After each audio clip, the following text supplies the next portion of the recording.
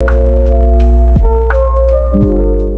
की इस दुनिया में हर दूसरा शख्स, चाहे वो मर्द हो या औरत हो, मैदे की तकलीफ़ के साथ आता है। गैस्ट्रिक प्रॉब्लम, मैदे में जलन, तेज़ाबियत, पेट में दर्द, मुख्तलिफ़ किस्म की शिकायत के साथ आते हैं। इस दुनिया की आधे से ज़्यादा आबादी एक ऐसे प्रॉब्लम की वजह से मैदे के मसाइल का शिकार है या गैस्ट्रिक प्रॉब्लम का शिकार है, जिसको एच पाइलोरी कहते हैं।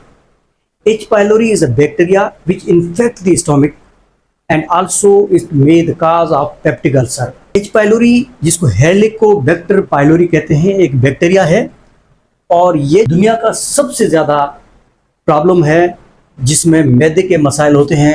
इसको अगर ट्रीट न किया जाए, अगर इसको छोड़ दिया जाए तो ये मैदे का कैंसर यानी stomach cancer and stomach lymphoma का काज बन सकता है। इसके मुख्तलिफ वजूहात हैं और उन वजूहात में से हम जो आज पता करेंगे तो what are the main causes of this bacteria. इस बैक्टीरिया की काज ये है कि ये ज़्यादातर बचपन में ये बैक्टीरिया इंसान के अंदर चला जाता है और फिर आगे जो है ये ट्रांसफ़र होता रहता है बाय कंटामिनेटेड फूड। उनके जो गंदा खाना है, साफ़ सुथरा खाना जिनको नहीं मिलता, या कंटामिनेटेड वाटर। इसके अलावा पर्सन टू पर्सन कांटेक्ट की वजह से, जैसे जो इन्फेक्टेड पर्सन है उसके सलेवा से दूसरे को लग सकता है, उनके खाने पीने की कुछ ऐसी चीज़ें जिस पे जो उनकी अगर सलेवा या उसकी जो सीक्रेशंस जाती हैं तो उससे भी ये हो जाता है।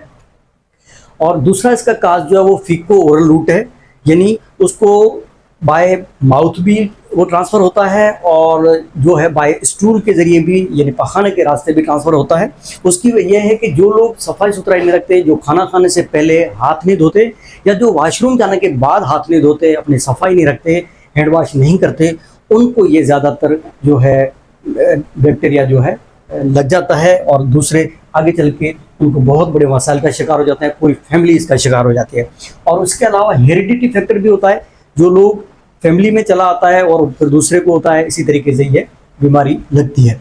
इसके जो सिम्टम्स क्या है, कैसे पता चले कि ये जो है एच पाइलोरी इसको पॉजिटिव है या नहीं है। तो इसके जो ना सिम्टम्स में खासतौर पे देखा जाए तो एपिगैस्ट्रिक पेन है, नोजिया, वोमिटिंग है, वेट लॉस है, पेट में दर्द का शिकायत होती है, ब्लोटिंग होती है, और उसके अलावा कुछ लोगों को ब्लैक स्टूल यानी पखाना जो है उसके साथ ब्लड भी आता है, और depression, anxiety and mind disturbance रहती है। उसके जो ना ज़्यादातर वो पेशेंट जो है चिड़चिड़ापन का शिकार होता है और मुख्तलिफ किस्म के उसके मसाइल होते हैं। खाना पीना खा नहीं सकता, दिल नहीं करता उसको खाने पीने खाने का।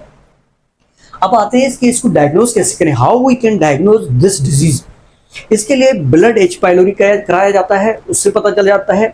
एच पाइलोरी स्टूल का टेस्ट होता है, एंटीजन, जिसकी वजह से भी पता चल जाता है। उसके अलावा यूरिया ब्रीथ टेस्ट कराया जाता है, जिससे भी यह बैक्टीरिया जो है वो डायग्नोस हो जाता है। कुछ लोगों में एंडोस्कोपी करके उसकी बायोप्सी करके उसको टेस्ट के लिए भेजा जाता है, उसका कल्चर कराया जाता है, जिससे भी ये बैक्टीरिया इसका पता चल जाता है एच पाइलोरी का। अब इसके रिस्क फैक्टर्स क्या हैं, क्या रिस्क फैक्टर्स हैं जिसकी वजह से ये चांस है कि ये चीज़ या बैक्टीरिया ज़्यादातर होने के चांस हैं। इसमें सबसे पहले है जो लैक क्लीन वाटर, जहाँ पानी खाना साफ सुथरा न हो, तो सबसे बड़ी वजह जो है रिस्क फैक्टर है। दूसरा ये है जो कंजेस्टेड एरियाज में रहते हैं, एक छोटे घर में ज़्यादातर लोग मजमुआ रहता है, उसमें भी हो जाता है।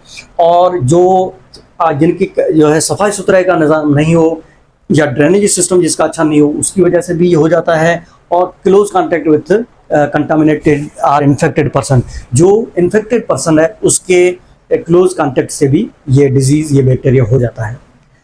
अब इससे तकलीफ को कम कैसे किया जाता है या इसके बचाव के कोई तरीक़ेकार, देखिए इसकी जो है ज़्यादातर बहुत सारे लोग ऐसे हैं जिनको एच पाइलोरी पॉजिटिव होता है लेकिन कोई सिम्टम्स नहीं होते, कोई तकलीफ नहीं देता, लेकिन ज़्यादातर ऐसे लोग भी हैं जिनको बहुत तकलीफ देता है और बहुत परेशानी का शिकार होते हैं।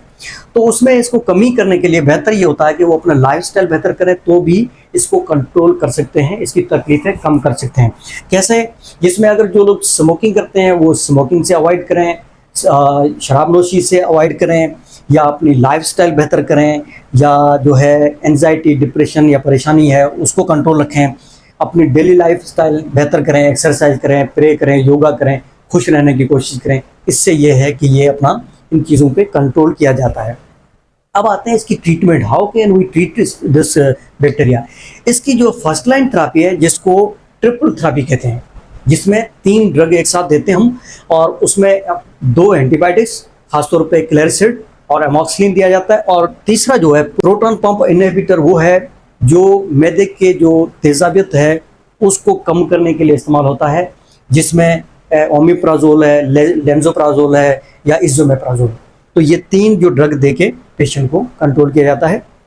उसके अलावा उसके बाद काफ़ी लोगों को ये चीज़ रिपीट करा के उसका दोबारा टेस्ट करा के डायग्नोस किया जाता है। अगर उसका बैक्टीरिया फिर भी वो जिंदा है और आफ्टर 14 डेज ट्रीटमेंट या 10 डेज ट्रीटमेंट के बाद भी अगर ये चीज़ दोबारा है, पॉजिटिव है, तो उसका जो दोबारा हम ट्रीटमेंट करते हैं, क्योंकि वो उस ट्रीटमेंट से वो रेजिस्टेंट है, तो उसके लिए जो है क्वाड्रुपल थेरेपी दी जाती है, जो सेकंड लाइन जो हमारी ट्रीटमेंट होती है। उसमें 4 ड्रग दी जाती हैं। कैसे? उसमें सबसे पहले proton pump inhibitor, number 2 tetracycline antibiotic, number 3 मेट्रोनोजोल यानी फ्लेजल, और चौथा जो होता है बिस्मथ जो दी जाती है, जो कि खासतौर पे मैदे के जो जख्म है उसकी हीलिंग के लिए काम आता है, और लूज मोशन में भी दी जाती है। ये मुकम्मल ट्रीटमेंट देने के बाद 10 to 14 डेज की ट्रीटमेंट के बाद दोबारा उसका टेस्ट कराना चाहिए, चाहे ब्लड टेस्ट करा लो या stool for H pylori antigen करवा लें। उसमें अगर ये नेगेटिव हो जाता है तो ये क्योरेबल है या क्योर हो चुका है, अदरवाइज की दोबारा ट्रीटमेंट कराना चाहिए।